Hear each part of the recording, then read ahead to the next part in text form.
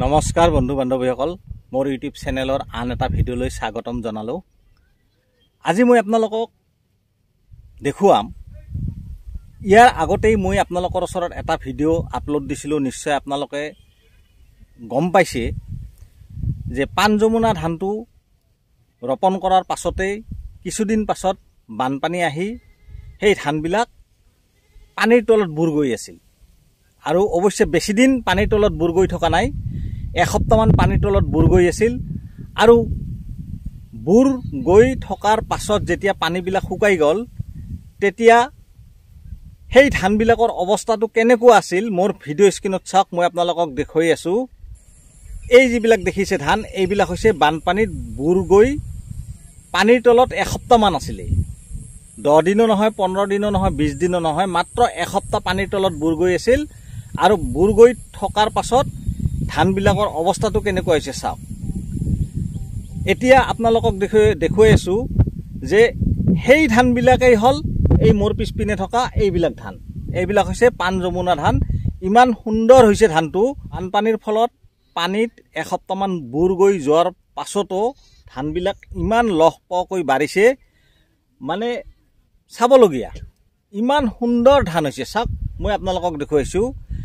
আৰু এটা কথা মই আপোনালোকক কৈছোঁ, মোৰ এজন ছাবস্ক্ৰাইবাৰ বাবুল মেছে মোৰ ভিডিঅ' প্ৰায় চাই। তেখেতে মোৰ লগত যোগাযোগ কৰি এই পাণ যমুনা ধানটোৰ খেতি এইবাৰ তেখেতে কৰিছিল। মোৰ ভিডিঅ' স্ক্ৰীণত দেখুৱাইছোঁ। তেখেতে ভিডিঅ' কৰি আৰু ফটো মাৰি কেমেৰা কৰি মোৰ হোৱাটছআপত পঠিয়াই দিছিল। মই আপোনালোকক দেখুৱাই আছোঁ। আৰু তেখেতে কোৱা মতে এইবাৰ তেখেতে খুব এটা ভাল প্ৰডাকশ্যন পাইছে। তেখেতৰ নাম হৈছে বাবুল মেছ। তেখেতৰ ঘৰ হ'ল কাৰ্বি আংলঙত। গতিকে এই পাণ যমুনা ধানটো খুবেই ভাল ধান। মই নকওঁ এইটো মই কোম্পানীৰ প্ৰমোশ্যনৰ কাৰণে মই এই ভিডিঅ'টো বনা নাই। মোৰ কথা হৈছে কি, উন্নত জাতৰ ভাল জাতৰ যদি ধান খেতি কৰে তেতিয়াহ'লে আপোনালোকে অলপ প্ৰডাকশ্যনটো উৎপাদনটো বেছি পাব। সেইকাৰণে মই আপোনালোকক এই ভিডিঅ'বিলাক দেখুৱাই থাকোঁ।